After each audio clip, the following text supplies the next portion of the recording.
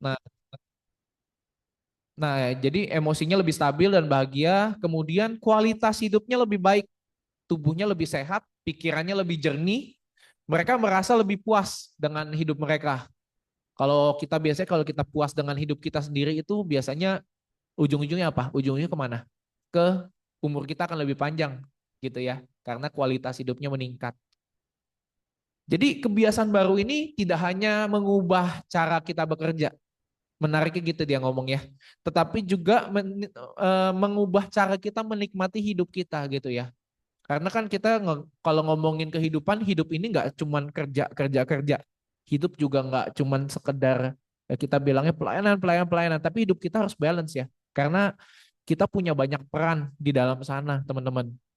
Mungkin teman-teman ada yang sebagai ayah, ada yang sebagai ibu, ada juga sebagai ayah dan juga sebagai anak gitu ya. Dan teman-teman mungkin di pekerjaan teman-teman sebagai atasan, teman-teman juga sebagai bawahan. Jadi peran kita itu sangat banyak. Di pelayanan mungkin teman-teman pelayanannya ada banyak sebagai guru sekolah minggu mungkin, lalu juga sebagai merangkap asyir, merangkap singer, merangkap WL gitu ya. Jadi peran kita tuh sangat banyak dan penting banget untuk kita balancing semuanya itu untuk punya hidup yang bisa kita nikmati atau kita sukacita dengan hidup kita. Seperti itu. Nah, kita mulai lagi ya. Kita mulailah ke inti utamanya nih teman-teman. Saya udah ngomong setengah jam ya. Maaf nih teman-teman ya. Dan kita mulai dari inti utamanya nih teman-teman ya. Jadi saya kasih quote di sini yang tadi ya, yang saya udah sebutkan bahwa kamu nggak akan pernah bisa menjadi diri kamu yang baru kalau kamu masih terikat, kamu masih nggak bisa lepasin diri kamu yang lama. Oke, saya akan buka satu slide ini akan menggambarkan apa yang akan saya ngomongin. Mungkin kurang lebih 30 menit ini ya teman-teman. Teman-teman bisa catat. Oke, di 5 AM Club by Robin Sharma. Jadi dia ngomong kita itu manusia itu tadi yang sudah sempat saya sampaikan ada four interior empires. Ada 4 interior di dalam tubuh kita sebagai manusia ya. Yang pertama mindset, kedua heart set, ketiga health set, keempat soul set. Nanti akan saya jelaskan satu persatu. Nah, keempat ini akan ditouch atau dilatih dengan 20-20-20 rule. Jadi ketika teman-teman bangun pagi, teman-teman kan doa ya, doa sebentar, doa sejenak. Lalu teman-teman melakukan ini, 20 menit exercising, 20 menit learning, dan 20 menit meditating. Jadi ada bagian tubuh kita yang kita latih gitu ya, fisik kita latih. Di learning itu kita lagi ngelatih itu lebih ke mindset. Otak kita mesti dikasih tanda kutip vitamin teman-teman. Nah mungkin dokter dokter Herni izin kalau otak itu biasanya dikasih kalau misalkan ada satu suplemen otak namanya Citicoline ya. Itu bagus buat Iya, otak. Saya nggak tahu itu suplemen betul. atau obat dok. Suplemen kayaknya dok ya. Dia sepertinya suplemen, tapi tujuannya itu untuk eh, pembuluh darah di otak ya, Tapi untuk sirkulasi di terapi ya otak. dok ya. Jadi Terapi, orang-orang yang ada stroke, gangguan di sana biasanya dikasih vitamin itu ya dok ya. iya betul. Citicoline Citicoline, 500 iya, miligram 1 gram gitu tiga ya. satu gram Jadi boleh. ada vitamin itu ya, tapi kita nggak ngomongin vitamin itu, kita ngomongin lebih ke arah learning ya teman-teman. Jadi teman-teman dikasih waktu 20 menit buat learning agar teman-teman juga kasih makanan buat otaknya teman-teman.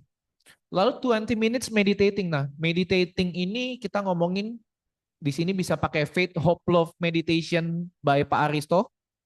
Atau teman-teman meditating ini juga bisa merenungkan hidupnya teman-teman. Planningin hidup teman-teman mau ngapain nih hari ini. Mau ngapain sepanjang hari ini nih saya nih. Seperti itu. Dan juga di dalam meditating ini juga kita bicarain tentang apa? Tentang self talk. Kemarin juga sempat kita ini ya bahas terkait dengan self talk ya. Self talk kita berbicara kepada diri kita sendiri. Di Alkitab pun itu adalah hal yang lumrah ya. Jadi di dalam Alkitab pun juga disebutkan ya self talknya gimana. Pujilah Tuhan, hai jiwaku. Mengapa engkau murung, hai jiwaku ya. Itu kan wujud dari self talk ya. Jadi di meditating ini dia akan kena ke mana? Ke heart set di emosional kita sama di soul set di spiritual hidup spiritualnya kita. Dan sebenarnya isi bukunya ini teman-teman ya. Satu buku itu isinya ini, tapi nanti after si Robin Sharma ini bahas ini, dia akan lebih banyak bahas kepada gimana sih biar habitnya ini bisa jalan terus, gimana sih biar habitnya ini bisa sustain atau bisa terus-terusan dilakukan. Teman-teman feel free kalau mau nanya boleh open mic atau bisa langsung tanya ke chat. Nanti saya akan berusaha untuk jawab ya teman-teman ya. Karena ini saya juga baru baca nih teman-teman. Jadi mungkin ada beberapa hal yang mungkin saya kurang pahami. Mungkin kalau dari segi kesehatan, dari segi psikologi mungkin saya kurang paham gitu ya teman-teman. Jadi nanti mungkin bisa bisa kita eh, ditanya dan dijawab ya. Nah, dari Alvin ada pertanyaan, boleh dijelaskan lebih lanjut apakah hubungan antara bangun pagi hari dengan kestabilan emosional?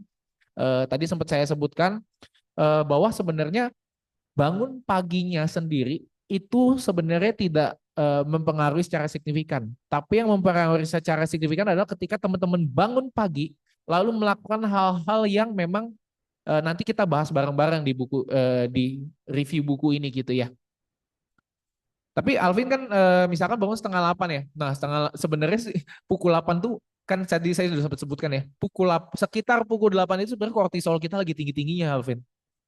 Jadi mungkin bisa mulai bangun lebih pagi melakukan hal-hal yang nanti kita akan coba bahas bareng-bareng ya. Nah, kita bahas ya. Kenapa sih Robin Sharma ini mensyaratkan harus jam 5 pagi sampai ya tadi kalau kita kurang lebih kalau kita lihat 1 jam ya teman-teman lama ya. Tapi nggak harus terpatok 1 jam sebenarnya. Mungkin kalau kurang pun nggak apa-apa, tapi asalkan bisa melingkupi ini semua gitu ya. Kenapa sih harus jam 5 sampai jam 6 pagi gitu ya? Ternyata kalau dilihat-lihat itu adalah golden hour teman-teman. Jadi jam 5 sampai jam 6 pagi itu adalah golden hour atau victory hour dia sebutnya. Jam atau waktu-waktu kemenangan. Kenapa sih dia sebut begitu? Yang pertama, sebenarnya kalau jam 5 sampai jam 6 itu kan masih hening ya teman-teman ya. Masih nggak terlalu berisik lah. Dunia ini masih hening. Mungkin kalau teman-teman keluar jam 5 pagi, teman-teman lihat mungkin masih sepi gitu ya. Di luar masih sepi, kendaraan pun belum banyak gitu ya kalau misalkan di perkotaan. Kalau teman-teman keluar misalkan teman-teman tinggalnya mungkin di sekitaran alam ya. Kalau keluar jam 5 pagi itu masih ada embun gitu ya, masih adem suasana. Nah itu tidak ada gangguan, no distraction ya. Jadi dunia itu masih sunyi. Jadi harapannya kalau kita bangun jam 5 pagi, kita ngelakuin activity-activity yang memberikan nilai tambah kita, itu akan kasih kita fokus lebih. Jadi bangun pagi itu biar kita bisa fokus. Meskipun bangun pagi itu berat ya teman-teman. Saya pas hari pertama sih jujur berat banget bangun pagi ya. Bangun pagi jam 5 pagi itu PR banget sih sebenarnya jujur buat saya ya. Karena saya biasanya bangun juga nggak jam segitu. Lalu kedua, Pak, ya, Pak Evander, ya Bu Mokar. itu sebenarnya kalau saya bangun jam 4, karena kan Ya. saya sebagai ibu rumah tangga, jam Mm-mm. 4 itu saya bangun, saya berdoa, terus bagikan firman melalui Facebook atau apa, habis Wow. itu saya bekerja pagi untuk masak anak-anak gitu. Oh, iya Bu. Jadi itu masih ada senggang sampai jam 6 apa jam 7. Kalau udah selesai saya sempat keluar atau ke Mm-mm. pasar pagi-pagi jalan. Iya, iya, iya. Itu Nah, adalah Bu Mokar sehat, ada Pak. waktu nggak? Misalkan mungkin untuk bergerak. Tadi mungkin kalau ke pasar udah jalan pagi, udah ada olahraga Ya, juga ya jalan Bu ya di pagi sana ya. sambil olahraga, sambil kan kita Betul. lagi semangat karena sudah berdoa, sudah Mm-mm. bagi firman, Mm-mm. sudah untuk anak, masak untuk anak, udah itu membagikan untuk supaya Mm. sukacita gitu Pak. Daripada Mantap Pak. saya bengong, Mantap ya. saya nanti ke pasar pagi sambil jalan itu udah olahraga, jadi tambah semangat, Ya, bagus Bu. tambah Itu juga itu memang bagus. Itu juga yang kesehatan. eh, saya waktu itu almarhum nenek saya juga melakukan hal itu Bu. Dan itu memang saya lihat dia lebih sehat dan itu ya setiap pagi kalau dia jalan pagi dan tadi ya melakukan doa gitu ya. Dan satu lagi Bu, Itu almarhum nenek saya itu suka baca koran. Nah, itu yang membuat dia sampai umur 80 itu otaknya masih ini Bu, clear ya, masih clear dan untuk ngingat pun tetap juga masih oke gitu Bu. karena kita mesti latih juga eh, otak kita supaya lebih apa ya, lebih ulang mengulang gitu. Betul, betul. Nanti di sini ada tipsnya, Bu. Jadi nggak melulu kita harus baca, Bu. Mungkin kalau baca kan capek ya. Bisa kita lakukan dengan kayak Pak Aristo kemarin bercerita di jalan, Pak Aristo dengerin podcast. Nah, itu kalau dengerin podcast juga bisa untuk kita belajar gitu ya, Bu. Asal kita jangan dengerinnya ini ya, podcast gosip ya. Podcast gosip ya. Kita bukan belajar gitu ya. Cari Ya, tambahan Pak. bahan buat ini, bahan buat ini apa? Ngobrol ya. Seperti itu, Bu. Ya, Thank you Bu untuk sharingnya. Teman-teman boleh tuh ya. teman-teman bisa juga melakukan ya. Apalagi kalau ibu rumah tangga mungkin lebih sibuk nih paginya Ibu ya. Bener ya Bu Mokar ya. Iya kan, Ibu masak rumah buat tangga biasanya lebih anak-anak sibuk kalau kan. dia Pesen nyiapin berangkat saya makan udah buat anak dan lain-lain. tuh ke pasar sambil jalan pagi lagi itu jam 6 jam Ya bener-bener 7. aktivitasnya banyak. Bisa tuh bisa dinyambi gitu ya. Thank you Bu Iya, untuk sharingnya. Saya mungkin izin lanjutkan. Dan yang hidup ketiga, sendiri, tadi kan Pak. kedua optimal brain ya. Kondisi otak kita lagi optimal gitu ya pas bangun pagi gitu ya. Dan setelah tidur itu kita bisa bilang otak kita tuh berada di dalam keadaan atau kondisi paling seger. Tadi dopaminnya masih tinggi banget ya. Pas bangun pagi itu dopamin paling tinggi, otak masih seger ya. Dan sebenarnya di situ kita siap untuk berpikir jernih. Meskipun kalau kita kurang tidur, nanti kalau bahas tidur nanti ada lagi. Kurang tidur mata kita ngantuk banget, berat banget ya. Cuman saya kemarin pas coba abis saya bangun itu memang mata agak berat. Pas abis olahraga itu saya seger. Seger, terus saya baca buku. Habis itu saya ini pakai Faith Hope Love Meditation habis itu. Dan itu bener-bener beda sih, seger. Jadi seharian itu saya seger banget. Dan ketika bangun pagi sebenarnya menguntungkan kita apa? Menguntungkan kita tidurnya bisa kemungkinannya bisa lebih cepat karena kan teman-teman bangun lebih pagi artinya energinya mulai kepake tuh jam 5 pagi ya. Jadi tidurnya bisa lebih cepat, lebih nyenyak. Seperti itu teman-teman. Lalu ketiga, disiplin training membantu membangun disiplin. Melatih diri untuk kita bangun lebih awal itu kita ngomong self disiplin teman-teman. Jadi kita bangun pagi lebih awal itu kita membangun diri kita ya, membangun mental kita agar kita kuat Betul, gitu Pak. ya, kuat untuk bangun pagi.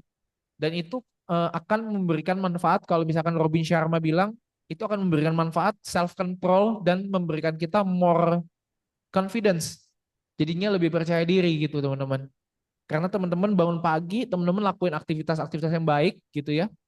Akhirnya teman-teman bisa lebih confidence ketika jalanin hari. Karena teman-teman memplanningkan apa yang teman-teman mau lakukan. Jadi kuncinya adalah 1 jam yang dimanfaatkan dengan baik. 1 jam yang dimanfaatkan dengan baik itu bisa menentukan keberhasilan teman-teman hari itu sepanjang hari itu. Jadi itu yang disebutkan oleh si Robin Sharma ini. Dan yang berikutnya, jadi dia memperkenalkan ini lebih detail lagi teman-teman. Jadi setelah chapter 7 itu udah nggak ada ya ada cerita, tetap ada cerita-ceritanya, tapi di dalam situ udah ngejelasin tentang materi intinya gitu teman-teman. Jadi 20-20-20 formula. Ketika kamu bangun, kamu lakuin ini, seperti ini ya, do this.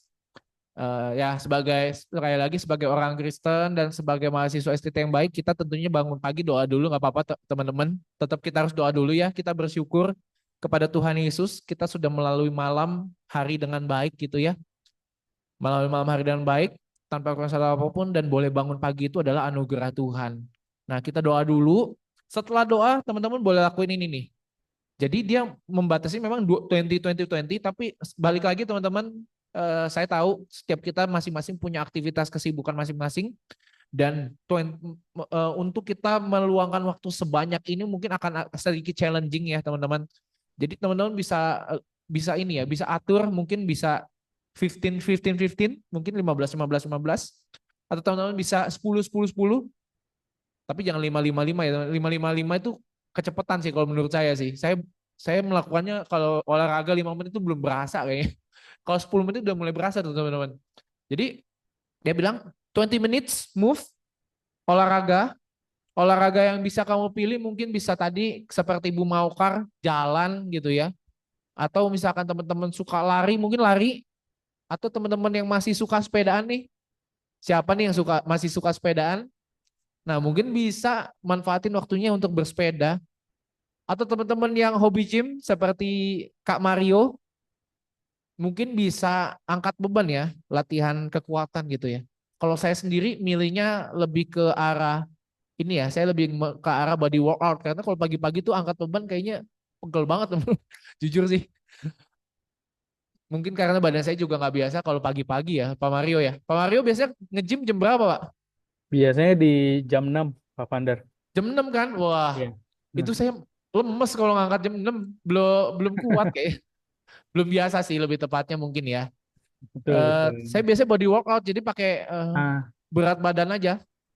oh, body weight training ya, gitu ya. Body workout training. Jadi pakai berat badan pagi-pagi. Kalau malam tuh biasanya sih kalau malam saya baru angkat beban. Kayak kalau malam baru niat gitu.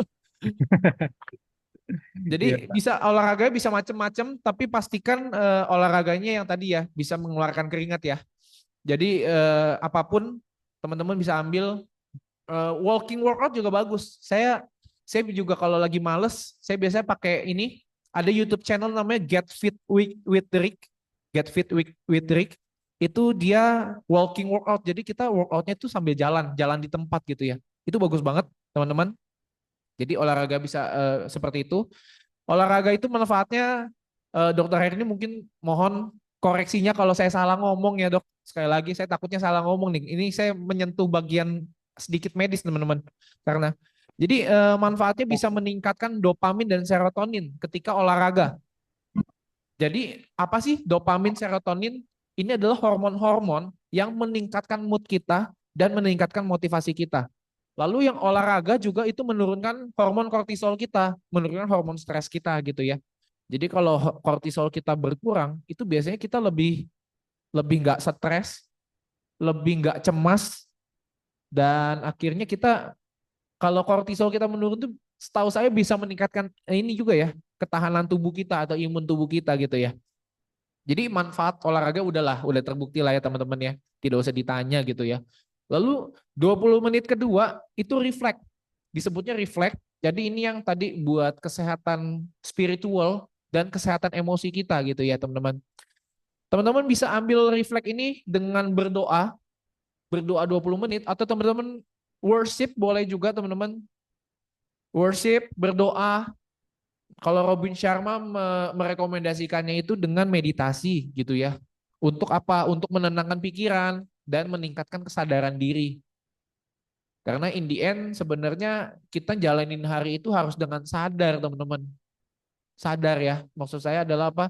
Kita jangan melalui hari itu dengan rutinitas. Karena rutin saking rutinnya kita jalanin dengan autopilot.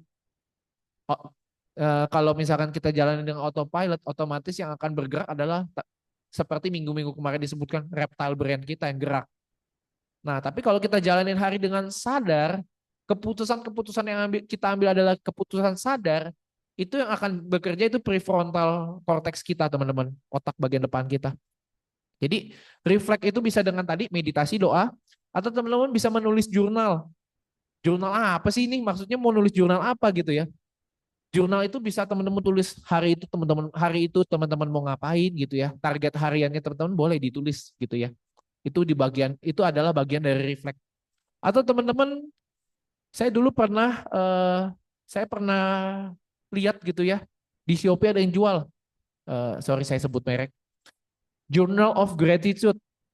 Jadi bisa juga teman-teman menuliskan jurnal rasa syukur teman-teman ketika bangun pagi teman-teman menulis mungkin 3 hal yang teman-teman paling syukuri gitu ya. Karena ketika menulis itu sebenarnya kita lagi ini juga ya, menulis itu sambil memorize loh teman-teman. Ketika nulis itu kadang-kadang kita juga sambil memorize. Jadi ketika teman-teman nulis apa yang teman-teman syukuri, itu akan masuk kotak kita. Masuk kotak kita memorize itu sepanjang hari dan kita akan bawaannya bersyukur gitu ya, senang gitu ya. Atau teman-teman bisa juga tulis pelajaran hidup gitu ya. Oh bisa juga, oh aku melakukan mistake ini kemarin, atau aku melakukan hal ini kemarin, berarti hari ini aku harus belajar dari kesalahanku yang kemarin, apa nih yang aku mau pelajari. Gitu, boleh seperti itu. Dan 20 menit terakhir, teman-teman ini adalah bagian growth ya teman-teman. Jadi bagian growth ini ngapain sih? Ini adalah belajar dan pengembangan diri karena teman-teman kita puji Tuhan banget kita hidup sekarang di dunia ini di mana informasi itu banyak banget ya teman-teman. Nah, informasi yang banyak ini kita harus bisa manfaatin dengan baik. Kita harus bisa manfaatkan dengan baik. Mungkin informasi-informasi yang negatif, mungkin yang tidak membangun bisa kita skip. Itu sekedar kita tahu aja gitu ya teman-teman. Tapi yang penting adalah di sini adalah informasi yang membangun kita, itu yang kita serap sebaik-baiknya. Jadi di 20 minutes terakhirnya, itu teman-teman bisa lewat baca buku gitu ya. Saya biasanya baca buku, atau teman-teman bisa baca artikel-artikel yang edukatif. Mungkin tentang artikel kesehatan, artikel kesehatan yang berguna ya teman-teman ya. Atau teman-teman bisa baca artikel yang ini ya, yang terkait dengan self development atau self improvement. Itu bagus banget dibaca gitu teman-teman. Jadi bukan sekedar teman-teman baca berita negatif, di scroll sampai habis gitu ya, atau ngeliatin TikTok, di scroll terus gitu ya. Harapannya nggak seperti itu. Lalu yang berikutnya, growth atau belajar bisa dengan apa? Mungkin teman-teman bisa nonton video tadi, video edukatif ya teman-teman. Video edukatif bisa tentang mungkin leadership, kepemimpinan, keterampilan baru gitu ya. Saya kemarin coba dengan nonton video tentang gimana sih cara pakai ChatGPT yang benar gitu. Nah itu boleh tuh teman-teman seperti itu ya. Lalu juga bisa juga dengerin podcast. Kadang-kadang kita nggak bisa lihat visual karena mungkin kita sibuk nyambi. Tadi mungkin Bu Maukar tadi ke pasar sambil ke pasar gitu ya. Atau Pak Rontoho tadi mungkin sambil rushing ya, sambil buru-buru nyiapin buat ke kantor atau beraktivitas bekerja, itu bisa dengerin podcast sambil dengerin podcast. Jadi kita menambah ilmu sambil melakukan sesuatu ya. Dan intinya sebenarnya belajar hal baru sih. Belajar hal barunya itu bisa buat meningkatin kehidupan profesional kita di pekerjaan ataupun Bro Mandar, hal baru untuk meningkatkan kehidupan pribadi kita. Halo Pak, gimana Pak? ya itu tadi kalau di perjalanan ya mendengar RPK kita kira-kira gitu lah kira-kira 1 jam Mantap Pak kan ya. lumayan. Ya. Thank you Pak untuk share-nya. Oke, mungkin kita lanjut. Jadi kenapa sih harus pakai 20-20-20 formula ini gitu ya? Nah ini saya mungkin akan menyerempet sedikit ke neuroscience. Jadi teman-teman yang mungkin sudah belajar dan teman-teman yang lebih ahli mungkin nanti bisa kasih komentar. Bantu saya ya teman-teman kalau misalkan saya mungkin misleading atau salah nyebut ya. Jadi berdasarkan ilmu psikologi dan neurologi itu yang pertama tadi balik lagi otak kita dalam kondisi yang paling optimal di pagi hari itu. Karena hormon stresnya lagi rendah. Jadi pikiran kita bisa lebih fokus ngelakuin hal-hal tersebut. Lalu ketika olahraga di pagi hari itu meningkatkan tadi saya bilang ada dopamin, ada serotonin, ada BDNF juga teman-teman. Jadi BDNF ini adalah kalau teman-teman cari bisa di googling aja. Itu adalah brain derived neurotrophic factor. Jadi itu yang membantu otak berkembang dan meningkatkan kreativitas. Jadi di sini BDNF-nya meningkat itu berarti kita meningkatkan ini kita nih. Ketika BDNF ini meningkat, ini akan mendukung kita dalam apa? Dalam melakukan perkembangan gitu ya, pertumbuhan, meningkatkan kita dalam hal survival gitu ya. Dan yang terakhir yang sering disebut ini neuroplasticity. Jadi apa yang teman-teman ada di otaknya di neuron-neuron di otaknya teman-teman yang tadinya mungkin belum terhubung gitu ya. Di neuroplasticity berarti kan otak kita akan bisa ini ya, bisa istilah tanda kutip berubah bentuk gitu ya. Plasticity dia bisa tersambung gitu ya. Ada bagian-bagian dari otak kita yang tersambung atau ada sinapsnya ya, sinaptiknya, synaptic connectionnya. Jadi ada hubungan sinaptiknya di sana. Lalu berikutnya yang ketiga nih, decrease amygdala activity. Kalau teman-teman ingat amygdala ini adalah reptile brain kita yang memang fokusnya itu ketika dia yang mengambil alih tubuh kita fokusnya selalu fight or flight ya. Jadi kita berusaha untuk bertahan hidup gitu ya. Sebenarnya kita di dunia modern ini kita lebih butuh prefrontal cortex kita karena kan decision yang dibikin secara terburu-buru teman-teman tahu sendiri bahwa ketika kita bikin decision itu buru-buru itu tidak akan menghasilkan hasil yang maksimal ya teman-teman. Nah sedangkan decision yang kita butuh dengan analisa itu adanya di prefrontal cortex kita gitu. Jadi ketika teman-teman lakuin 20 ini, harapannya teman-teman bisa mengurangi amygdala activity-nya. Jadi teman-teman juga secara mood lebih ini ya, lebih baik gitu ya. Dan yang terakhir, tadi yang saya sempat sebutin, accelerate brain synapses. Jadi ketika kita belajar itu sebenarnya kita lagi nyambungin ini kita ya, neuron-neuron kita ya saling terhubung biar apa? Kalau neuron kita semakin banyak terhubung di dalam otak tuh sebenarnya itu akan membuat kita mengingat informasi lebih baik. Seperti itu teman-teman. Dan sebenarnya ketika lakuin 20 ini, tadi ya ada hormon-hormonnya dan lain-lain, itu juga akan memberikan manfaat kepada apa? Memberikan manfaat yang salah satunya yang penting nih, neuroprotection teman-teman. Jadi ketika kita lakuin hal-hal ini, mood kita bagus, hormon-hormon kita yang baik itu meningkat, hormon kortisol menurun. Sekali lagi kalau misalkan saya salah sebut hal-hal medis ini mungkin boleh dibantu Dokter Herni mohon izin, atau Pak Vincent mungkin juga kan Pak Vincent ini ya Pak belajar juga ya mengenai mata ya Pak ya, optik kan Pak ya. Saya kebetulan bertahun-tahun saya kerjanya di bagian farmasi, pharmaceutical. Saya kerja di bagian ini ya. Dulu sempat di kesehatan mata. Jadi saya belajar juga bagian-bagian mata gitu ya. Ada tuh yang bagian mata memang yang berhubungan sama syaraf gitu ya. Penyakitnya berhubungan sama syaraf. Jadi saraf otak kita tuh nggak main-main gitu ya. Dia berhubungan dengan semua bagian organ tubuh kita. Jadi ada neuroprotection. Jadi harapannya ketika melakukan 20 ini, tadi yang sempat saya cerita, nenek saya gitu ya, almarhum nenek saya, oma saya, itu sering baca koran, terus jalan pagi ke pasar gitu ya, lalu doa, itu ada dia untuk kemungkinan Alzheimer-nya jadi menurun gitu ya, meskipun ujung-ujungnya sebenarnya di akhir hidupnya memang beliau ini juga ya, apa kehilangan memory loss juga, ada Alzheimer-nya juga, Parkinson, tapi at least di umur 80-nya dia masih ingat baik dengan baik gitu ya, anak-anaknya, cucu-cucunya, lalu masih ingat dengan baik ya terkait dengan apa yang dia makan seharian itu, dan itu menurut saya bagus banget ya. Jadi melakukan hal ini tuh mengurangi penyakit-penyakit yang memang berhubungan dengan penurunan fungsi otak, atau kita nyebutnya tuh neurodegenerative diseases. Seperti itu teman-teman. Dan berikutnya, nah ini yang tadi ya. Jadi 20 ini sebenarnya berhubungan dengan 4 yang tadi saya sebutkan, mindset, heart set, health set, dan soul set. Maaf nih teman-teman udah 1 jam tapi nggak apa-apa ya, kita lanjut ya.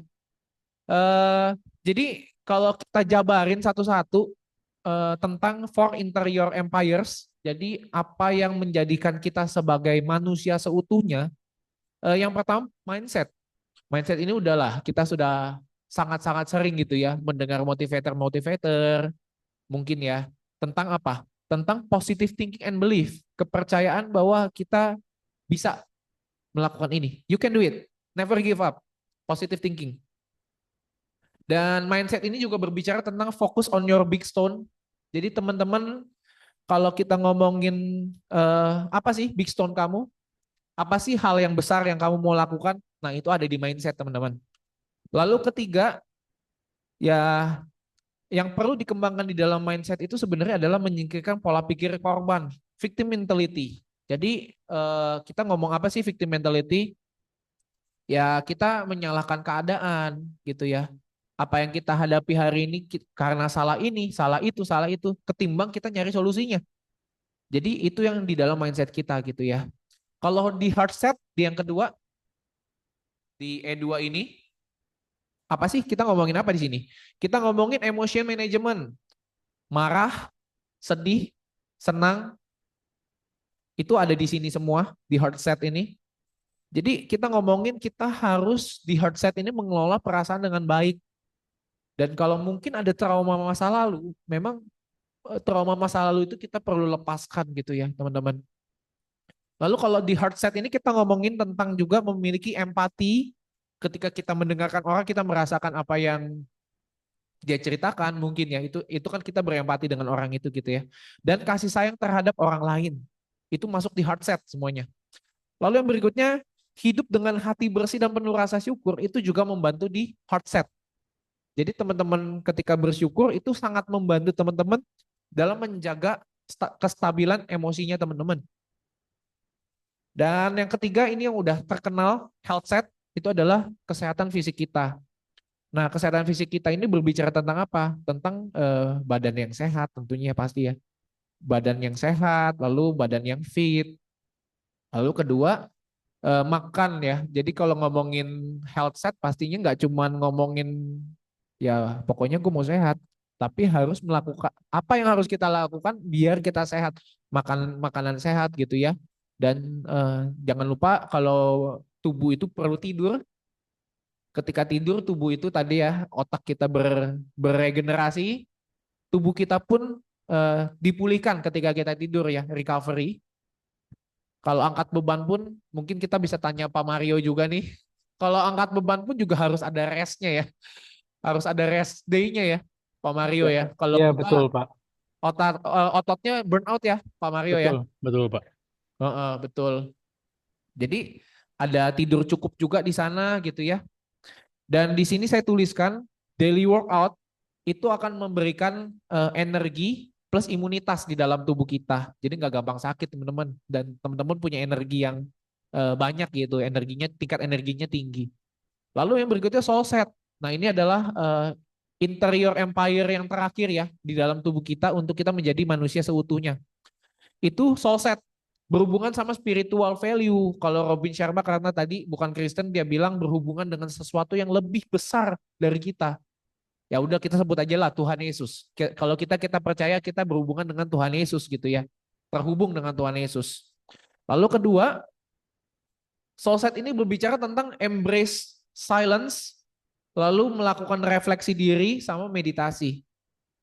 Nah teman-teman, coba deh teman-teman bayangkan teman-teman ada di situasi hening gitu ya. Benar-benar tidak ada apapun, itu kan akan menciptakan kebosanan ya kadang-kadang ya. Menciptakan kebosanan, aduh gue kok gak megang HP, biasa gue megang HP, tiba-tiba gak megang HP. Terus situasinya hening sama sekali, gak ada musik, gak ada apa. Itu benar-benar akan menciptakan kebosanan. Tapi di sini dia bilang, kamu mesti embrace itu. Kamu mesti menghargai waktu silence-nya kamu itu. Dia bilang juga, being alone gak selalu buruk. Di dalam kesendirian itu gak selalu buruk gitu ya. Jadi yang kita cari bukan loneliness-nya tapi yang dicari adalah ininya ya, keheningannya. Biar kita bisa lebih fokus gitu ya dalam refleksi diri dan sebagainya. Nah, saya mungkin tambahin satu di soul set ini adalah doa tadi ya. Kalau kita ngomongin connect with God atau connect with Jesus Christ, artinya ada doa di sana. Jadi itu juga akan membangun soul set kita. Lalu ketiga, nah ini yang saya kutip juga, soul set ini berbicara tentang kita menghidupi hidup kita dengan tujuan yang lebih besar gitu ya teman-teman. Salah satu buku yang saya suka banget itu yang bahas tentang tujuan lebih besar tuh The Purpose of Driven Life. Itu terkenal banget teman-teman. Mungkin nanti bisa dicari atau nanti saya kasih aja nggak apa-apa teman-teman di grup ya. The Purpose of Driven Life itu buku jadul tapi sampai sekarang pun ketika saya baca itu masih relevan. Jadi bagus teman-teman untuk soul set kita gitu ya ketika kita punya tujuan yang lebih besar. Nah seperti biasa saya mungkin akan kasih sedikit quotes. Jadi apa sih maksudnya ketika saya sampaikan for interior empires ini? Jadi banyak orang tuh ngejarnya kesuksesan eksternal gitu ya. Banyak orang ngejarnya kesuksesan yang kelihatan. Kita cari uang baik, sangat baik teman-teman cari uang. Tapi harus diingat lagi, ketika kita mencari uang itu sampai kita tanda kutip diperbudak uang, artinya uang yang jadi tuan kita jadi hambanya uang. Dan itu yang menjadi kekejian ya buat setiap kita ya. Kalau di Alkitab kan kita hanya bisa menyembah satu tuan. Engkau cuma bisa menyembah Tuhan atau menyembah Mamon. Nah, jadi kesuksesan sejati itu dia bilang si Robin Sharma pun yang bukan Kristen ini ngerti. Kehebatan sejati itu datang dari keseimbangan internal. Keseimbangan internal antara 4 poin ini dia bilang. Jadi nggak melulu semuanya itu tentang kesuksesan itu nggak melulu tentang diukur tentang uang gitu ya.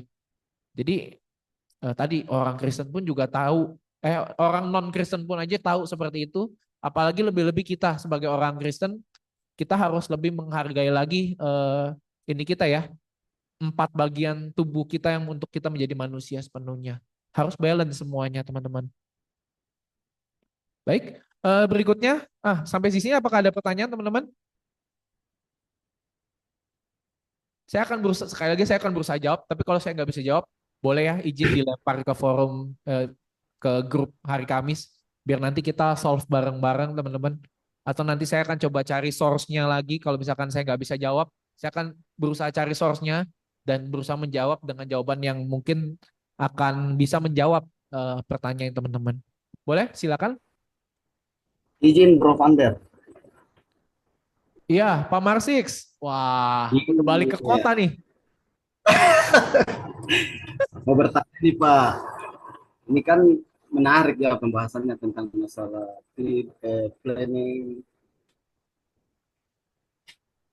20 menit. Artinya begini, saya pernah Pak, berkomunikasi. boleh lebih kencang sedikit Pak. Di sini Iya. suaranya kecil Pak, maaf. Iya, jauh sih.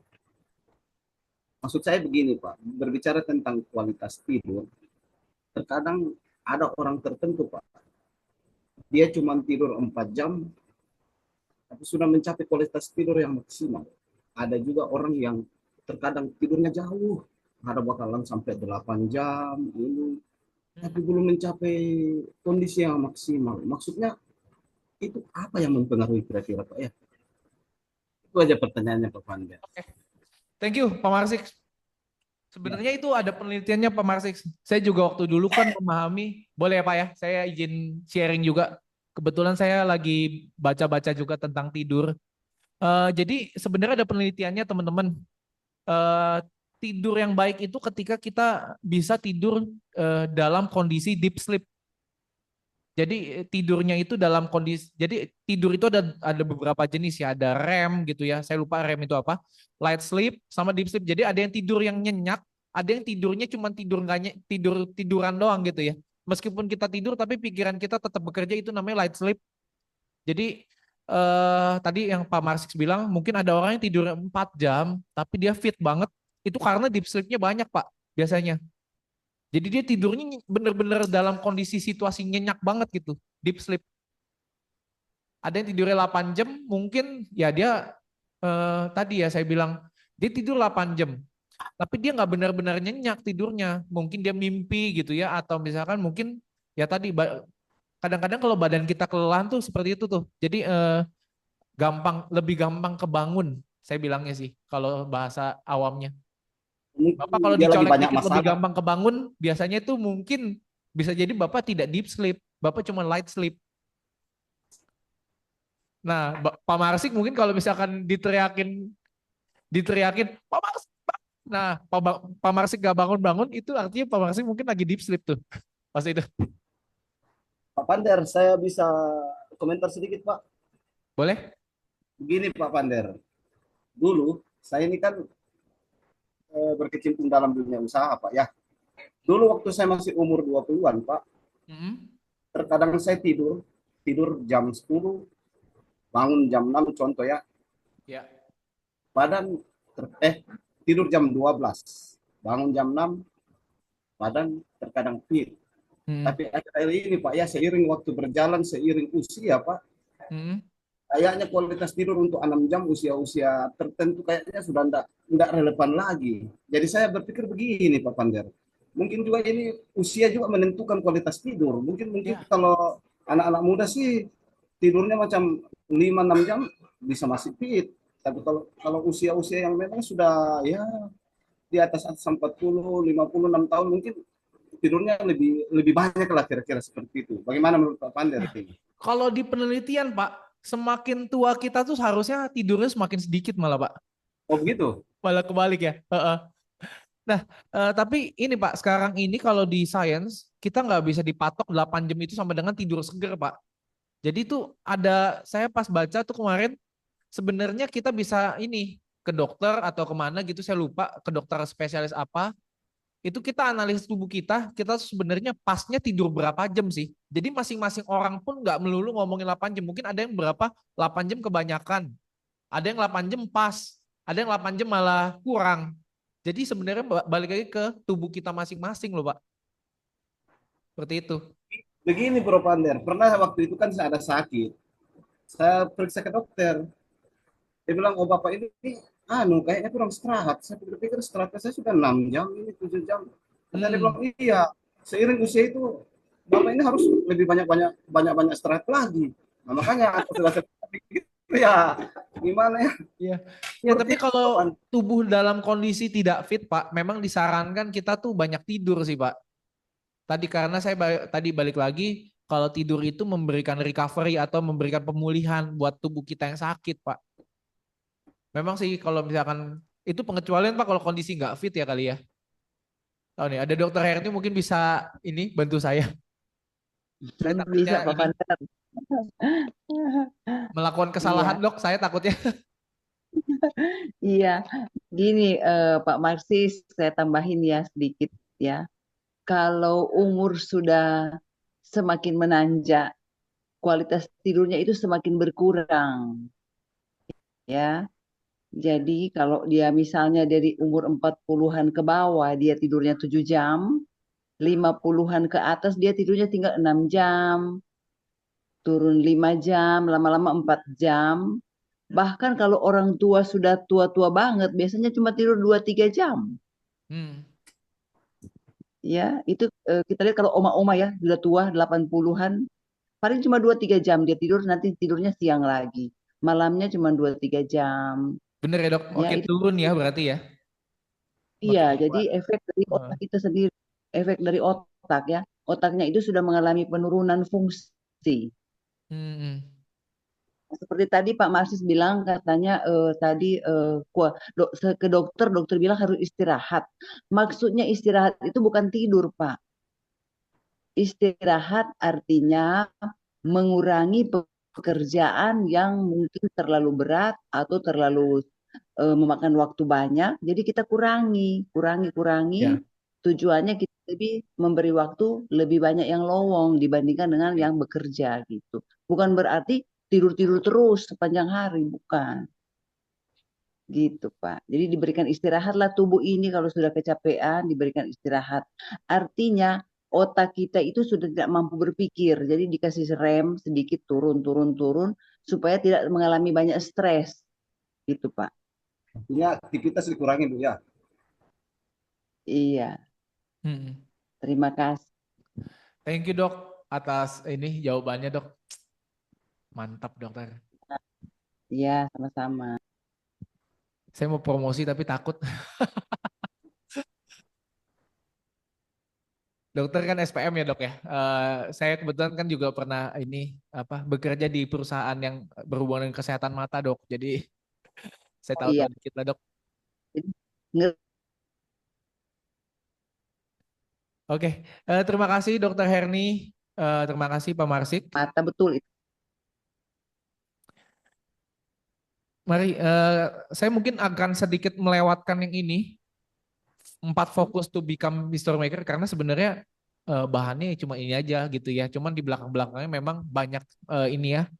Banyak tips-tipsnya lah ya dari Robin Sharma ini di dalam bukunya gitu ya. Mungkin yang ini saya akan lewatkan saja nggak apa-apa. Nanti teman-teman bisa baca ya langsung. Nah, saya mau bahas ini. Jadi gimana sih biar tadi ya formula 2020 ini jadi habit kita dan habitnya itu bertahan lama. Saya bagi jadi 3 part. Jadi ini semuanya bagian yang satu kesatuan ya teman-teman, nggak bisa dipisahkan. Baik, yang pertama kita kalau ngomongin great habit itu kita nggak bisa nih cuman ngubah hidup kita dengan satu keputusan. Karena kita tuh hidup di dunia ini kita melakukan beribu-ribu keputusan ya teman-teman ya, benar ya saya bilang dalam satu hari mungkin kita melakukan keputusan banyak banget keputusan yang kita ambil. Contohnya dari bangun pagi aja mungkin kita mikir saya mau bangun atau saya mau tidur lagi ya. Nah itu udah keputusan teman-teman. Saya mau bangun saya mau tidur lagi ya. Terus habis saya mau bangun saya mau ngapain ya. Nah itu udah keputusan lagi. Jadi teman-teman dalam hidup ini kita pastinya dalam sehari itu nggak pernah kita cuma ngambil satu keputusan aja. Nah, keputusan yang kita ambil ini akan mempengaruhi kebiasaan yang kita lakukan setiap hari. Gitu teman-teman. Jadi part pertama ini kita ngomong kita tuh nggak cukup kita tuh nggak cukup motivasi doang gitu teman-teman. Jadi apa yang saya sampaikan ini kan kayak motivasi ya teman-teman. Nggak cukup nih cuma motivasi aja. Teman-teman perlu memplanningkan sendiri. Teman-teman perlu memutuskan untuk mau melakukannya sendiri, mempraktekannya sendiri dan dilakukan secara konsisten. Banyak orang gagal nih mempertahankan kebiasaan baru. Mungkin tadi teman-teman makan sehat gitu ya. Makannya mungkin nggak pakai gula dan sebagainya gitu ya. Mengurangi gula, mengurangi garam. Tapi kalau misalkan teman-teman tidak melakukannya secara konsisten, cuman bergantung pada mood gitu ya. Orang bilang biasanya, aduh gue lagi nggak diet nih, gue nggak mood. Aduh gue lagi nggak mau olahraga nih karena gue nggak mood. Nah karena bergantung pada mood inilah yang akhirnya gagal mempertahankan habit barunya teman-teman. Jadi ini kan cerita kita mau belajar biar habitnya long lasting ya atau lama ya. Atau dia bertahan lama gitu ya. Dan habit itu perlu dibentuk teman-teman. Nah nanti kalau ngomongin pembentukan kebiasaan nanti nyasarnya ke buku yang lain takutnya ya. Jadi saya batasin aja. Jadi ada satu namanya siklus kebiasaan. Nah itu harus diikutin. Jadi siklus kebiasaan itu ada tahapan-tahapannya intinya.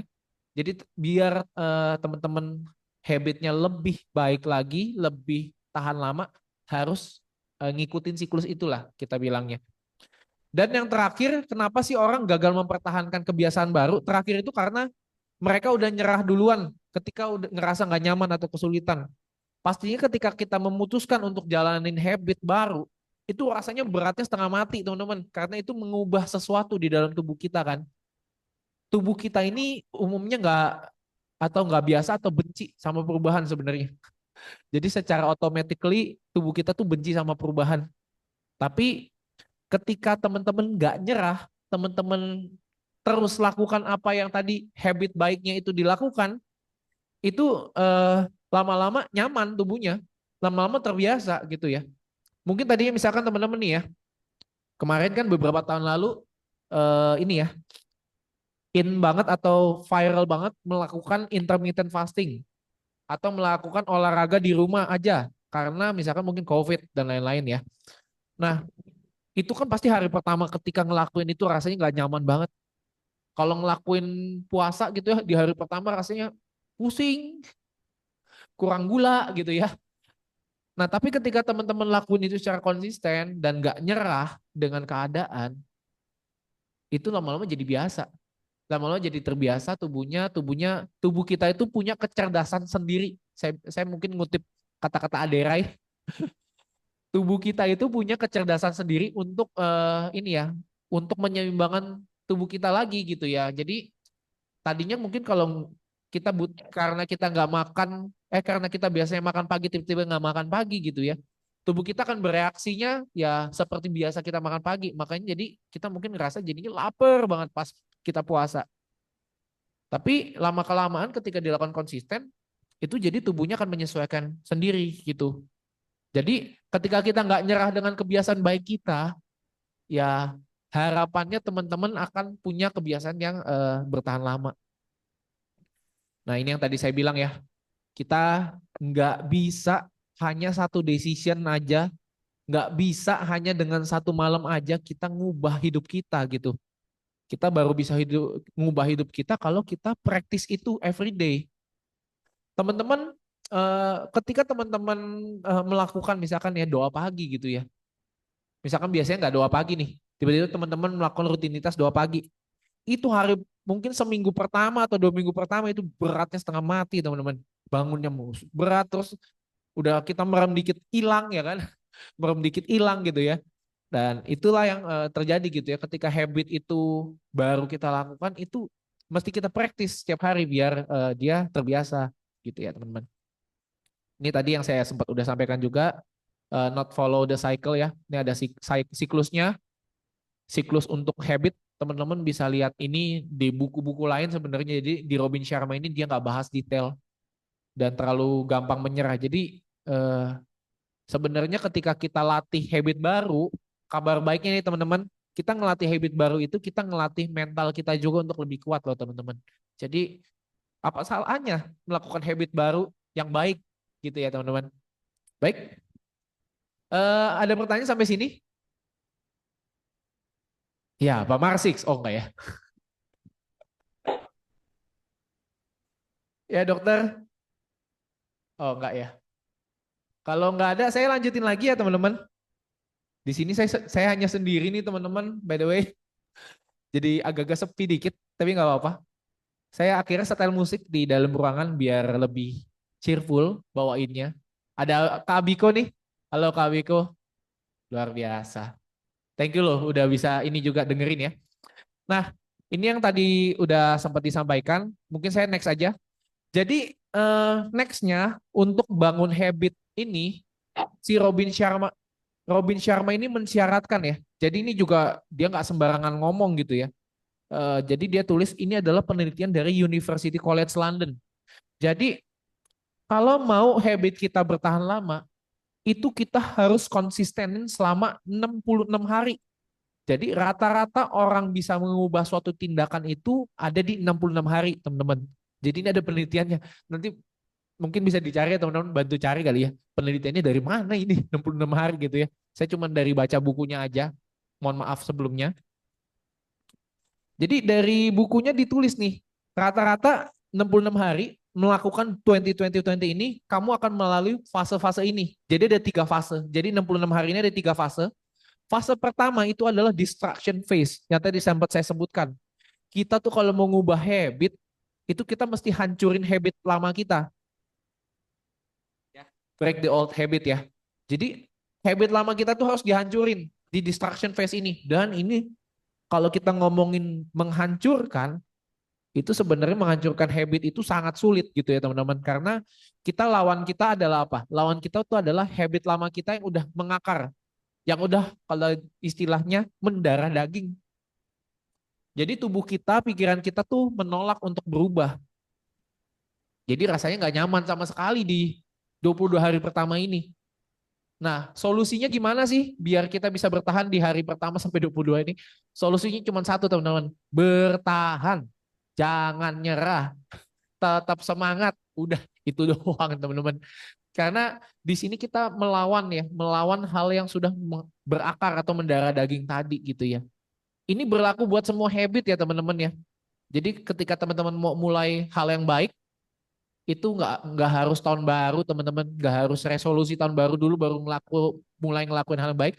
Teman-teman bisa lakuin dari sekarang dan itu butuh 2 hari buat menghancurkan habit lamanya teman-teman. Lalu yang kedua, fase kedua itu ada di installation phase. Di hari kedua 3 sampai 44. Ini adalah fase di mana new habitnya mulai kebentuk atau kebiasaan barunya mulai kebentuk. Tapi teman-teman masih butuh, kita bilangnya usaha sadar. Jadi teman-teman kalau habit itu kan kita ngomongnya otomatis ya. Kita minggu lalu kayaknya ya, minggu lalu Ko William atau Pak William juga udah nyampein gitu ya. Atau Pak Wendy ya, saya lupa. Yang nyampein, kita jalan kan udah nggak perlu lagi kita pikirin gitu ya.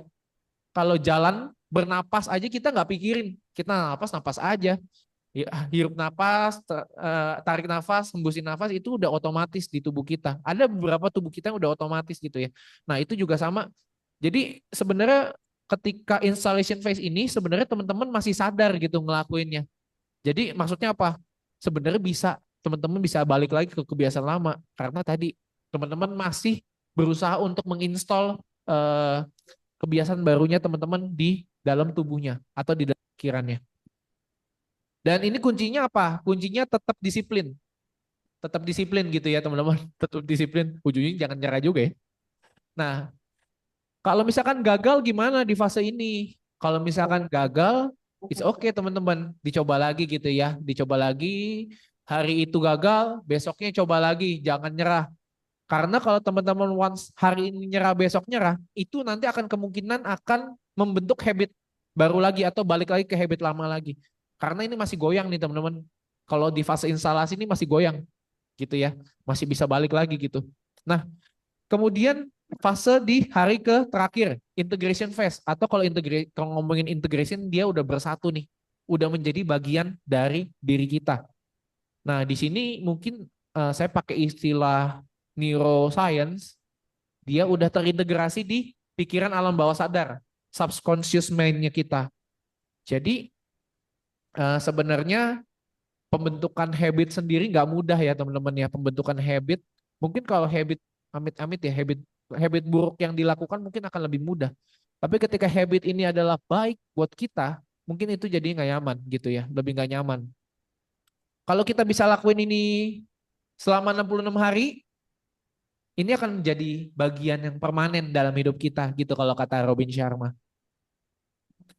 Jadi tadi kalau teman-teman merasa susah gitu ya langsung mulai dari 20, teman-teman bisa start dari small dulu teman-teman.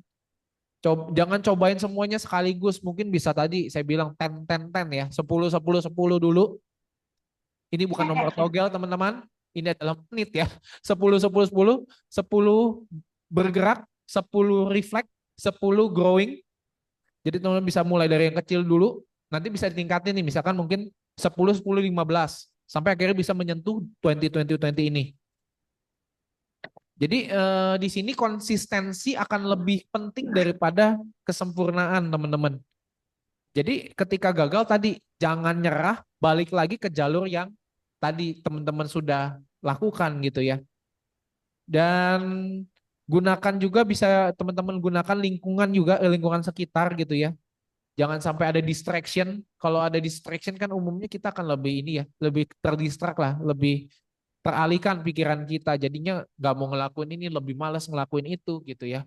Jadi gitu. Lalu terakhir sebenarnya boleh loh teman-teman, ketika teman-teman berhasil dalam suatu habit yang teman-teman lakukan secara konsisten, teman-teman bisa bikin loh rayakan kemenangan-kemenangan kecil. Oke, misalkan kayak, oh ketika aku berhasil bangun pagi, aku berhasil lakuin 10, 10, 10, 10, 10, 10 hari ini, aku mau aku mau malam-malam aku nonton Netflix misalkan selama misalkan 20 menit, setengah jam satu episode. Jangan kebablasan juga ya teman-teman. Kan kemenangannya kecil ya. Jangan jangan dibikin jadi kemenangan besar gitu ya. Kemenangan kecil gitu ya. Nah, jadi teman-teman ada motivasi untuk ngelakuinnya seperti itu. Oke, kita lanjut ke part 2. Ada pertanyaan teman-teman? Maaf, ini sudah pukul 8. Saya akan berusaha untuk lebih cepat.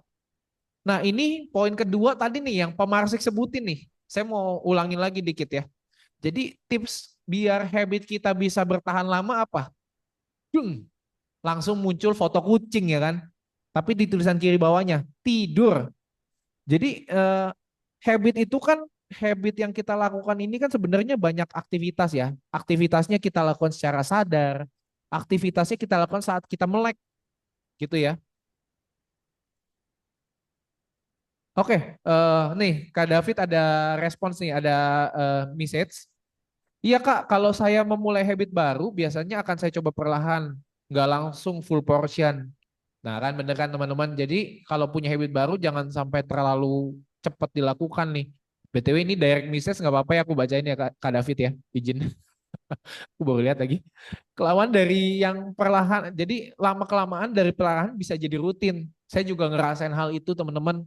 Ketika saya ngelakuin olahraga, saya memutuskan untuk olahraga gitu ya, seminggu saya mau lakuin 6 kali, itu susahnya setengah mati. Tapi saya coba ambil itu start small, saya lakuin seminggu 3 kali dulu, lama-lama saya naikin porsinya, itu bisa lebih efektif. Jadi jangan lupa, thank you Kak David sudah sharing sama kita. Jadi jangan lupa, ini kan habitnya kita lakukan pas kita melek, kita butuh recovery teman-teman, kita butuh tidur di sini ya. Bahkan di Alkitab ditulis ya, orang tuh ada ketika kita tidur kita diberkati. Nah itu saya meresapi lagi kalau dibawa ke dalam diri kita sendiri, ke dalam kehidupan sehari-hari, bener loh. Tidur itu kan merecovery ya, merecovery bagian tubuh kita, merecovery otak kita. Jadi besoknya kita lebih siap lagi buat melakukan aktivitas. Dan di saat itu kita diberkati karena kita jadinya lebih sehat gitu ya ketika tidur dan lain-lain. Karena banyak recovery. Nah ini saya ambil ada mitos ya. Ini saya dengar dari kalau nggak salah dari orang China, orang China ya, orang dari negara China ya. Dia seorang CEO, saya lupa siapa. Kayaknya Alibaba deh. Alibaba. Siapa Alibaba sih? Jack Ma. Jack Ma ngomong, kamu kalau mau untuk melakukan sesuatu, kamu harus bekerja lebih keras gitu ya. Dan dia mematok kalau nggak salah berapa jam ya seminggu orangnya bekerja gitu ya. Saya lupa. Tapi pokoknya itu jamnya lama, 9 to 9 kalau nggak salah ya. 9 pagi sampai 9 malam. Kamu harus kerja selama 6 hari kalau kamu mau sukses. Nah itu dia bilang seperti itu. Bayangin teman-teman kerja 12 jam selama 6 hari tanpa istirahat ya. Aduh itu sih saya nggak kebayang sih jujur. Itu kayaknya capek banget ya teman-teman. Padahal itu ada ketika kita ngomong tidur kita kalau kurang tidur sama dengan lebih produktif itu salah loh teman-teman. Teman-teman kalau kurang tidur pastinya ngantuk, lemes, gak ada energi. Gimana mau lebih produktif kalau teman-teman ini ya kurang tidur ya. Jadi tadi kunci biar habitnya bisa last juga harus ada recovery yang cukup ya teman-teman. Istirahat yang cukup. Nah ini ada fakta ya. Saya coba untuk simplifikasi. Jadi sebenarnya ketika kita kurang tidur itu meningkatkan. Nah ini balik lagi medis nih. Saya ini ya. Nanti kalau misalkan dokter Herni ada yang saya salah mungkin salah sebut, mungkin dibantu dikoreksi ya dok ya. Izin. Kurang tidur itu bisa meningkatkan potensi stroke. Stroke itu berhubungan sama ini ya syaraf kita ya. Karena apa? Karena kalau kurang tidur kita cenderung lebih stres teman-teman. Kurang tidur itu lebih stres. Nah stres itu bisa meningkatkan stroke ya. Potensi penyakit stroke. Kedua, ketika kita kurang tidur, kita bawaannya pasti lebih cemas, lebih depresi, lebih overthinking. Karena kayaknya kalau saya tuh kalau kondisi ngantuk tuh saya bisa pikirannya bisa kemana-mana, menghayal kemana-mana gitu ya. Nah itu baru hubungan sama otak ya. Nah ini kalau kita ngomongin kurang tidur lagi sebenarnya ada macam-macam, ada di jantung juga ya. Bisa tekanan darah tingginya lebih tinggi ya, tekanan darahnya lebih tinggi karena kurang tidur. Lalu ini berhubungan sama apa? Berhubungan sama hormon kortisol juga nih teman-teman. Kalau kurang tidur tuh hormon kortisol biasanya lebih tinggi juga. Nah berhubungan dengan penyakit jantung juga. Karena teman-teman kurang recovery di sini ya. Lalu ini ada bagian hati ya. Bagian hati itu bisa meningkatkan potensi diabetes. Karena teman-teman biasa kalau kita kurang tidur, biasanya kita punya intensi buat nyari gula. Nyari yang manis-manis gitu ya. Jadi bisa berpotensi juga ini. Dan saya lupa ada hormon-hormon di dalam tubuh kita ya yang memang tadi ya kalau kurang tidur dia terganggu ya. Salah satunya kayaknya insulin deh ya, dokter Herni. Kalau kita kurang tidur mungkin insulin kita juga ya terpengaruh ya, kayaknya ya. Makanya jadi Boleh dia ganggu di pankreas ya. pankreas ya dok ya, fungsi pankreas ya. Iya. Jadi kita makan sesuatu yang berhubungan dengan karbohidrat akan lebih kemungkinan naiknya lebih tinggi ya. Apa gula darah kita naiknya lebih tinggi dibanding yang orang tidurnya cukup dan dia makan manis. Aku bener gak dok? Itu sebenarnya sih gangguan metabolisme namanya. Oh iya metabolisme ya dok ya. Ya, thank you dok udah direspon nih. Iya dan akhirnya tadi ya orang tuh kalau cenderung kurang tidur biasanya dia lapar terus, makannya jadi banyak, jadinya obesitas gitu ya. Tadi hormonnya juga nggak imbang, hormon pencernaannya juga nggak seimbang gitu ya karena kurang tidur. Jadi akhirnya bisa ada meningkatkan obesitas. Lalu yang terakhir ini fungsi reproduksi kita gitu ya, jadinya terganggu juga nih. Jadi tidur ini ternyata penting banget gitu ya teman-teman. Karena kalau tidurnya nggak baik, tadi ya berantakan hari kita. Nah ini saya kutip quotes-nya juga, sleep is not a luxury thing. Jadi sleep itu bukan sesuatu yang tersier. Jadi kalau saya bilang adalah, kita kan ada kebutuhan primer, ada sekunder, ada tersier. Nah ini diibaratkan sleep itu bukan hal yang tersier ya, bukan hal yang nggak penting, bukan hal yang sesuatu yang mahal gitu ya. Tapi sleep itu adalah keharusan. Jadi teman-teman harus jadikan sleep itu sebagai kebutuhan primer dia bilang. Dan dibilang success people in the world itu memasukkan menu tidur. Menu tidur sebagai bagian dari strategi suksesnya mereka. Saya pas baca ini ya benar juga sih kalau kita sebenarnya kalau kurang tidur ini ya mengganggu semuanya. Orang sukses biasanya kan butuh meeting banyak. Nah, meeting itu butuh pikirannya mesti fokus. Kalau tidurnya kurang, ya kurang fokus. Saya nggak tahu kenapa Jack Ma dia ber dia berkekeh dengan tadi ya, kerja dari jam 9 pagi sampai 9 malam selama 6 hari. Itu saya kurang tahu gimana. Tapi banyak orang sukses itu memang ya menyampaikan bahwa istirahat ini penting gitu ya.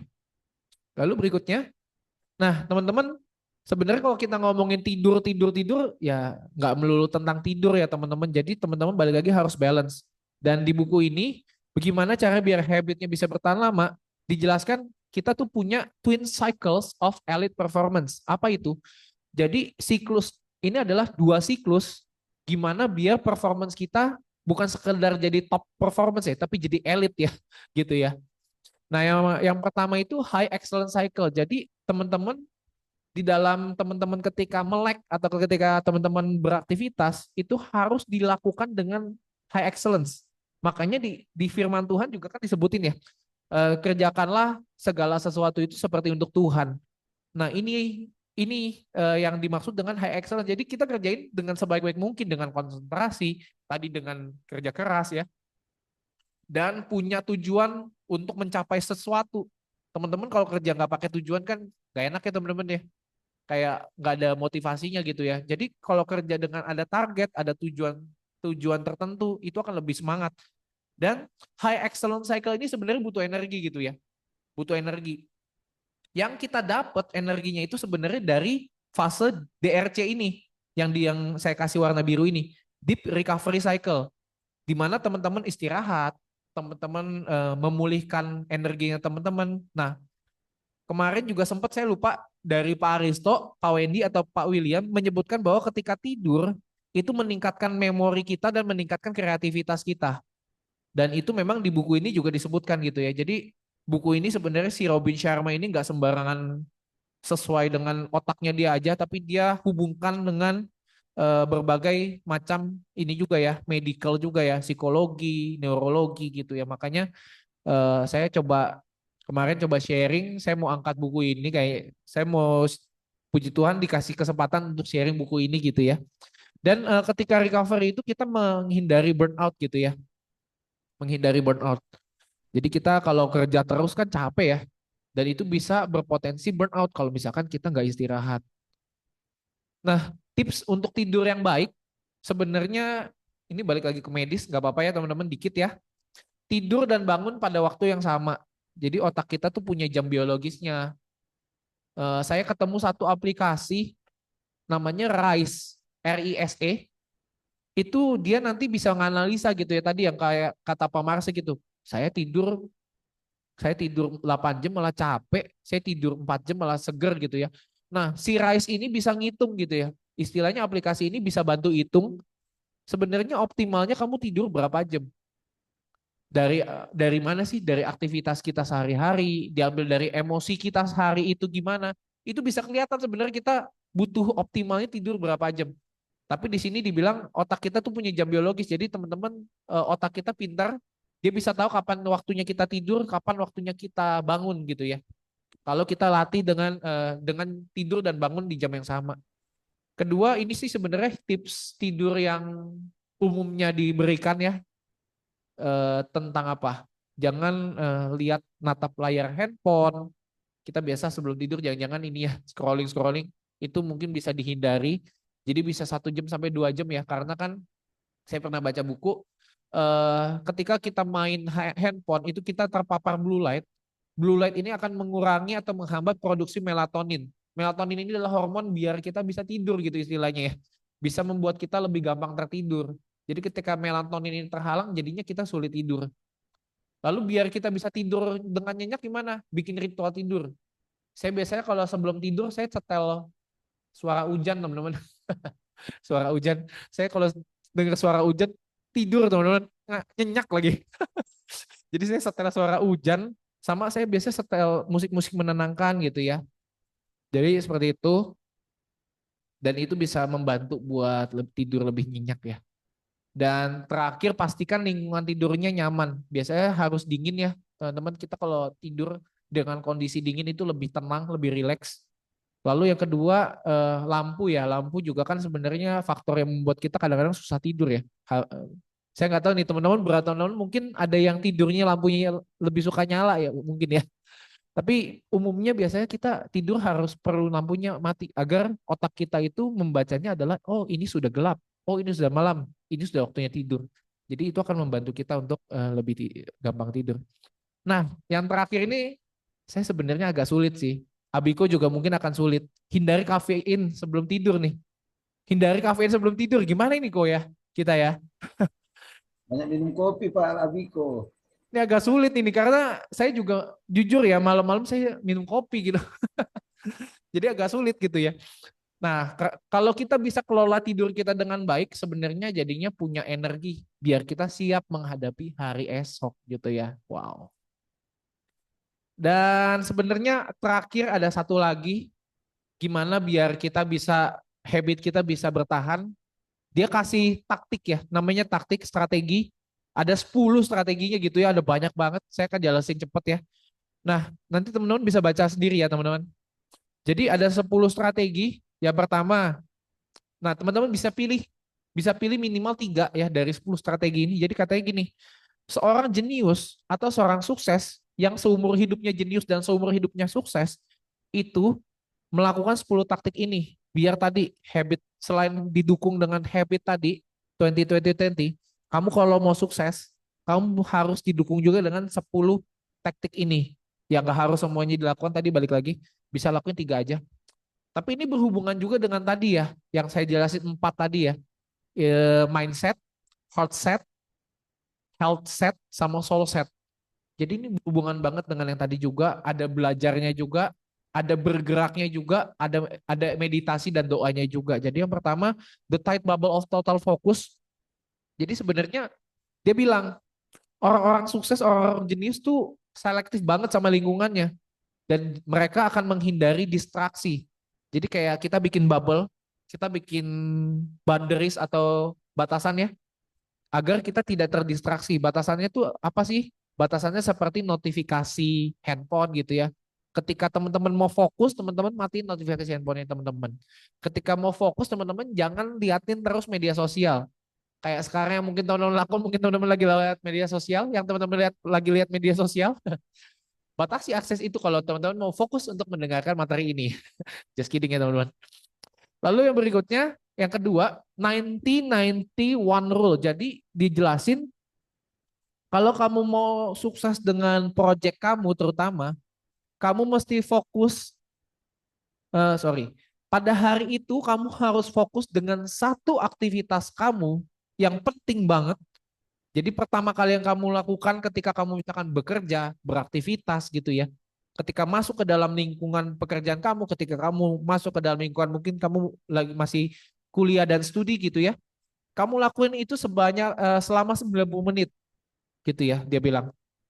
Selama 90 menit kamu fokus pertama kali aktivitas itu selama 90 menit dan lakukan itu kalau misalkan dia punya deadline yang panjang, kamu lakukan itu dalam waktu 90 hari. Jadi 90-90-an. Dan harapannya satu aktivitas yang kamu lakukan itu jadi ini ya, jadi bisa selesai sesuai dengan deadline yang kamu mau gitu. Intinya gitu. 90-91 rule. Lalu yang ketiga, 60-10 method. Nah ini mirip dengan, saya pernah baca namanya Pomodoro Technique. Jadi teman-teman bekerja dengan fokus selama 1 jam, habis itu teman-teman ambil rest atau ambil istirahat selama 10 menit. Ini balik lagi ke yang tadi ya. Bisa berhubungan juga dengan twin cycle yang tadi yang saya bilang kita mesti kerja fokus, habis itu kita istirahat. Tapi waktu tadi saya hubungkannya dengan tidur ya. Nah ini saya hubungkan dengan ya kita kerja setiap hari. Jangan misalkan teman-teman kerja istirahat di jam 12 sampai jam 1 gitu ya. Nah di tengah-tengah jam kerja ya teman-teman perlu ambil waktu istirahat. Entah itu meregangkan tubuh gitu ya. Meregangkan tubuh sebentar cuma gini-gini doang kan enak ya. Atau teman-teman istirahatin mata teman-teman karena ngelihat natap layar laptop kelamaan gitu ya. Nggak baik gitu ya. Nah itu ada 60-10 method namanya.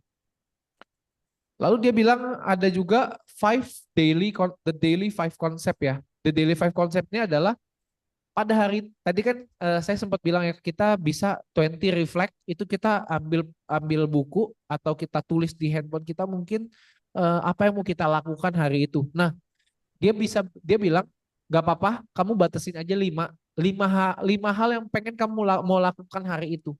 Ya di dalam pekerjaan kamu atau di dalam ketika di luar jam kerja kamu mau lakukan apa lima hal ya. The daily five concept. Lalu yang berikutnya the second win workout. Ini yang saya lagi coba adaptasi juga habitnya. Kamu workout tadi udah bagus pagi-pagi. Nah, kamu tambahin lagi workout pas malam. Workout pas malam ini tapi tidak dibatasi ya. Dia tidak tulis kamu mesti berapa jam atau berapa menit. Tapi kamu lakuin olahraga juga pas malam. At least 2 jam atau 3 jam sebelum tidur. Karena kalau kamu lakuin pas sebelum mau tidur, itu pasti jadi nggak bisa tidur malah jadinya. Nah, seperti itu teman-teman. Jadi lakuin 2 kali workout. Tadi bisa jalan-jalan kecil atau bisa jalan di tempat gitu, itu juga termasuk olahraga teman-teman. Bisa dilakukan yang tadi ya, mungkin jangan sampai terlalu keras juga karena jadinya nanti ganggu tidur juga. Lalu yang keenam, the two massage protocol. Nah si Robin Sharma ini bilang sebenarnya pijat, jadi massage itu kan pijat ya. Pergilah kamu ke pijat ya. Saya nggak arahin pijat ini sebagai konotasi yang negatif ya teman-teman. Karena sekarang banyak family reflexology ya teman-teman yang aman ya. Cenderung lebih aman ya. Nah jadi dia bilang pergilah kamu pijat 2 kali seminggu. Kenapa? Karena pijat itu mengurangi stres dan meningkatkan sirkulasi darah. Mempercepat pemulihan otot dan meningkatkan kualitas tidur gitu ya. Karena kan ketika dipijat sebenarnya tubuh kita lebih rileks ya umumnya ya. Nah dia bilang bolehlah the two massage protocol. Tadi balik lagi ini semua tidak perlu maksudnya 10-10-nya teman-teman harus lakuin. Bisa pilih 3 atau 1 juga nggak apa-apa sebenarnya. Ini karena ini membantu teman-teman menjalani hari-hari agar tadi ya 20-20-20 habit itu selain jadi bertahan lama teman-teman juga mendapatkan manfaat di hari itu. Jadi ini membantu istilahnya supporting ya. Membantu teman-teman menjalani harinya teman-teman dengan lebih baik lagi. Lalu berikutnya ketujuh traffic university. Kalau teman-teman dengar kata traffic lebih kemana nih konotasinya atau pikirannya kalau dengar kata traffic apa? Macet. Di jalan, di tengah jalan, ya kan ya, Pak Vincent ya. Kita tuh udah diperhadapkan dengan kemacetan lah ya. Kalau di Jakarta tuh macet adalah hal yang lumrah.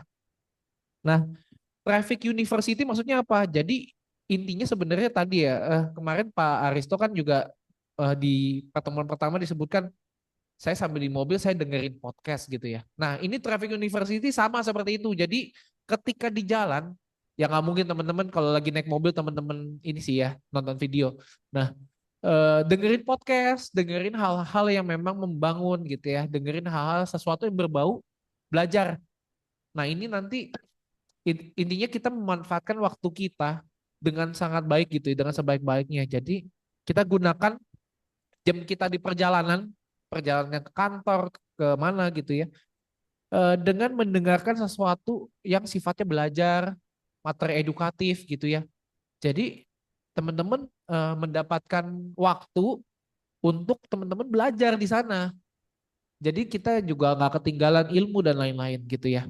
Lalu berikutnya the dream team technique. Kita sering dengar ya, kita sering dengar quotes yaitu terkait dengan kamu tunjukkan teman-teman kamu, maka saya akan bisa tunjukkan masa depan kamu. Jadi yang ke-8 ini sama artinya dengan itu. Jadi kamu kelilingi dengan orang-orang yang memang tadi kamu tuh nggak bisa hebat sendirian. Kamu tuh bukan Superman, tapi kamu tuh super team gitu ya istilahnya. Kamu perlu kolaborasi, kamu perlu kerjasama sama orang lain. Kamu butuh tim yang hebat istilahnya ya. Jadi kita perlu mengelilingi diri kita dengan orang-orang yang juga punya value-nya sama dengan kita. Kalau value kita baik, ya kita kelilingin setiap kita ini perlu circle yang juga punya value yang positif atau yang baik juga, gitu ya. Jadi kalau kita ngomongin sukses, kita nggak bisa sukses sendiri. Jack Ma aja nggak bisa sukses sendiri. Jeff Bezos juga pendiri Amazon, dia nggak bisa sukses sendiri. Dia butuh timnya. Dia butuh orang-orangnya, karyawan-karyawannya untuk membantu dia membawa dia ke kesuksesan. Seperti itu ya teman-teman.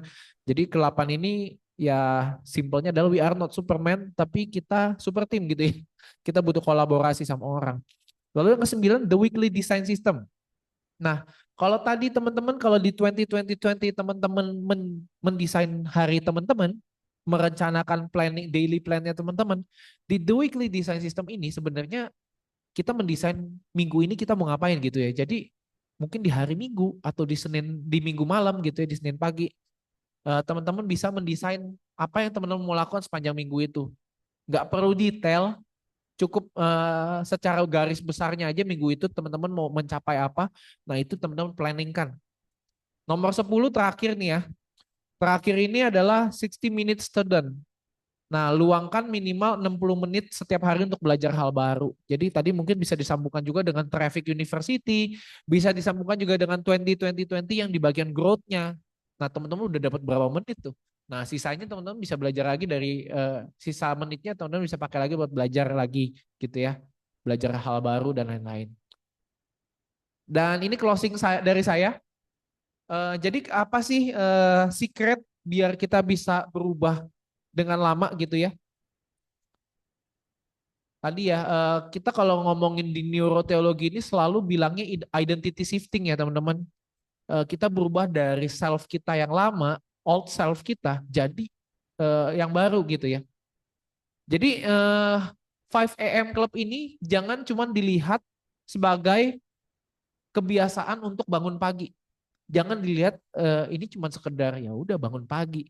Tapi kita harus ngelihatnya itu ya ini adalah lifestyle kita. Jadi kita menyatukan 5 AM Club ini sebagai lifestyle kita. Jadi 2020 tadi itu sebagai lifestyle kita. Jangan kita anggapnya ya udah ini bangun pagi dong, sekedar bangun pagi kita jalanin hari. Ya itu sama juga bohong gitu ya.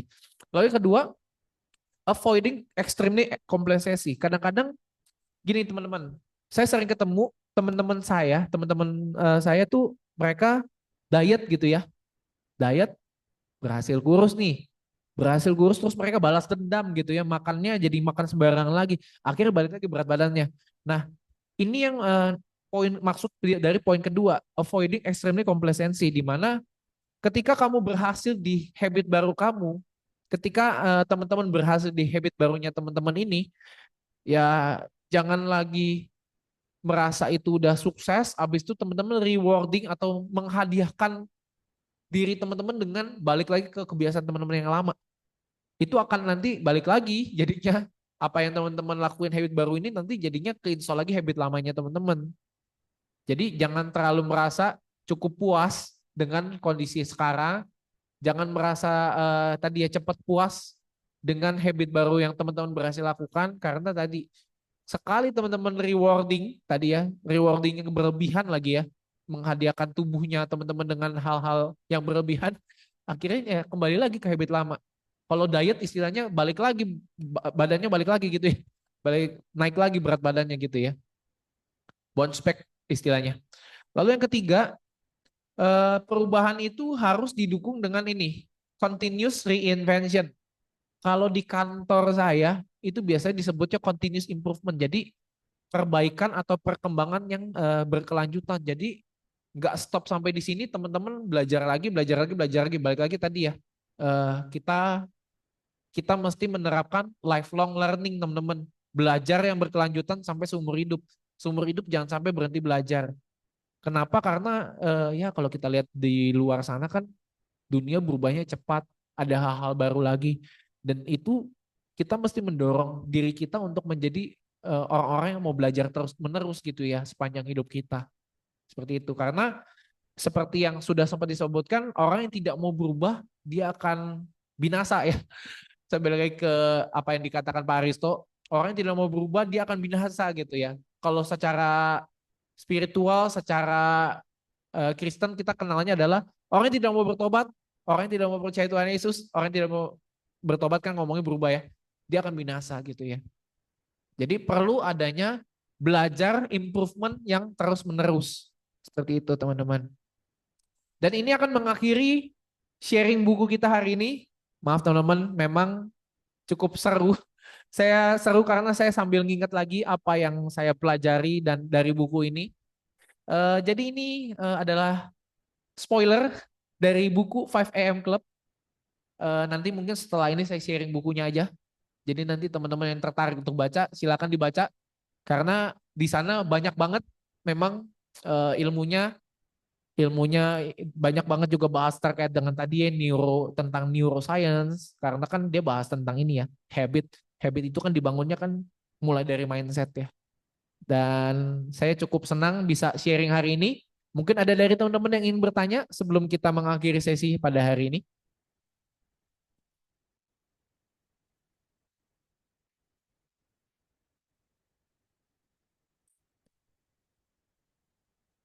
Jika tidak ada, mungkin kita sama-sama tutup kelas ini ya, teman-teman. Thank you sudah bisa bersama saya kurang lebih 2 jam ya.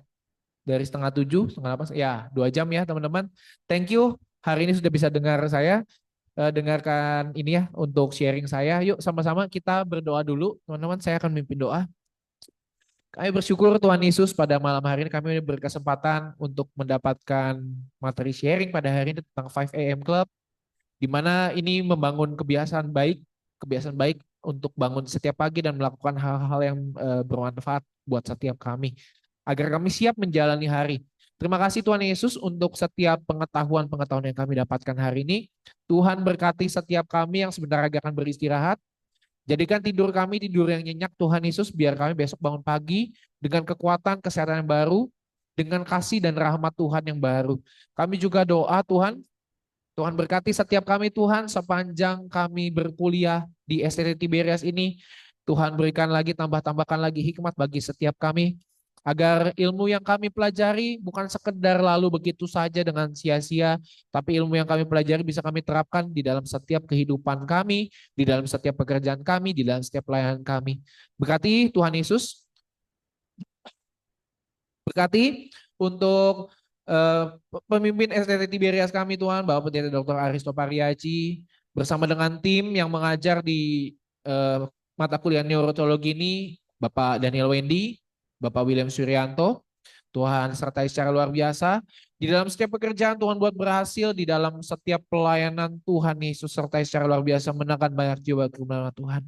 Berkati STT Tiberias agar semakin Tuhan pakai untuk memproduksi, untuk memunculkan banyak hamba-hamba Tuhan yang luar biasa, yang Tuhan pakai untuk memenangkan banyak jiwa bagi kemenangan Tuhan. Berkati Gereja Tiberias Indonesia, Ibu Pendeta Darniati Pariaci, Kak Argo, Kak Aristo, Tuhan sertai secara luar biasa, pakai secara luar biasa dahsyat untuk menandakan banyak tanda dan mujizat bagi kemenangan nama Tuhan, dan semuanya untuk kemuliaan nama Tuhan. Terima kasih Tuhan Yesus. Sebenarnya kami akan berpisah Tuhan.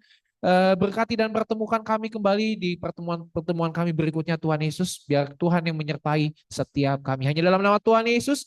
Sama-sama kita katakan amin. Yuk kita foto dulu teman-teman. Amin. Puji Amin, Tuhan. amin, luar biasa. Puji. Yuk kita foto dulu, boleh mungkin dinyalakan kameranya.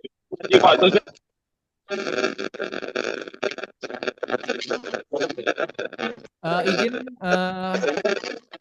yang foto siapa ya? Tuh, saya kayak bisa foto bentar ya. Saya stop share dulu. Oke, saya izin ambil fotonya ya teman-teman ya. Bentar, saya setting dulu biar kita bisa kelihatan semua. Oke, benar ya. Oke, saya hitung ya. 1, 2, 3. Ya, 1, 2, 3. Lagi ya. 1, 2, 3. Oke, udah selesai. Teman-teman yang masih di perjalanan, hati-hati. Terima kasih. Tuhan Yesus yang menyertai. Selamat sampai di rumah tanpa Thank you. persoalan. Teman-teman yang ada di rumah, Terima kasih. selamat beristirahat. Tuhan sertai. Amin. Amin. Terima kasih. Yesus berkati semua. Thank you teman-teman.